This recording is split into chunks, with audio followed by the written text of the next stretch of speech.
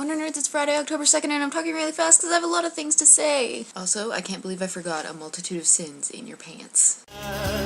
Sweetness, I was only joking when I said by rights you should be bludgeoned in your bed.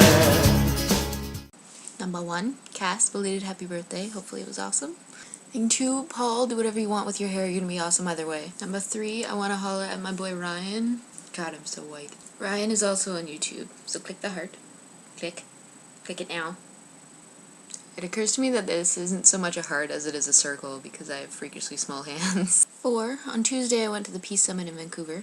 The Blue Men group were there and they gave us these clown noses, which was supposed to symbolize our insecurities and show us that everyone has them. But for the purpose of this video and for trying to practice some of the things that were talked about, I'm going to be wearing it every time I say something negative.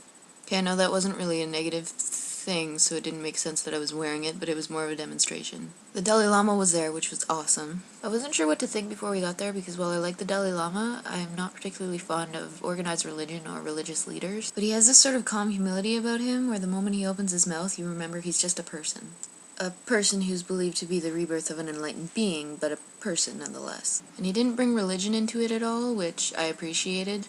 Stephen Covey, on the other hand, wouldn't stop talking about his God. Stephen Covey, by the way, is the author of 7 Habits of Highly Effective People. And I have nothing against Christianity, but the rest of them were kind of just like, that's great, but we were talking about teaching compassion in schools. And Sir Ken Robinson was articulate and pretty much fascinating, and I wanted to be my best friend. And Mayreed Maguire was there. Mayreed founded an organization in Northern Ireland to end violence called the Peace People. And she's pretty much amazing and one of the bubbliest people I've ever seen. And it was really interesting, but I found myself thinking about Nerd Fighters and World Suck and John Green and his constant ramblings about empathy and understanding people complexly. Because I think when he says things like that, he's touching on something huge. And it's huge because practicing that would make world peace a much more realistic possibility. Speaking of John Green, Segway, it's the Segway dance. So as you guys probably already know, a group of mothers in Orlando are demanding that certain books be moved from the teen section in their library for being vulgar. John Green's Looking for Alaska being one of the books on that list. If you've read that book, you know which scene is supposedly vulgar. You also know that in context, there's absolutely nothing remotely sexual about it.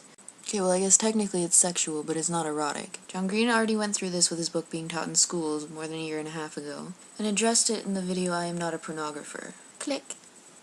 But in all honesty, if these parents are so out of touch that they think their kids don't know what oral sex is, I doubt they've ever even heard of YouTube. And for some reason, parents are still feeling the need to take it out of context and view it as a gratuitous sex scene rather than the argument against casual sexual encounters that it is. I love that book! Anyway, I just wanted to know what you guys thought about it because I personally consider that book one of the most important young adult novels ever written. Besides, if your kid wanted to read shallow smut, there's a plethora of Gossip Girl novels available. Yeah, I said it. Also, it taught me the best knock-knock joke ever. So let me know what you guys think, and if you're as upset about this as I am, Meg, I'll see you tomorrow. Oh yeah, one more thing. I wanted to talk about Lily Allen and the ancient piracy debate, and ask why of all artists she's the only one that isn't allowed to voice her opinion without people accusing her of speaking on behalf of record companies. She's entitled to dislike people downloading her music.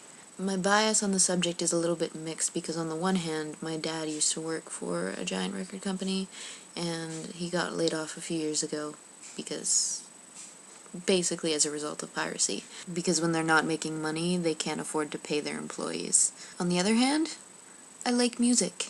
I like a lot of music, and I can't afford to buy it all.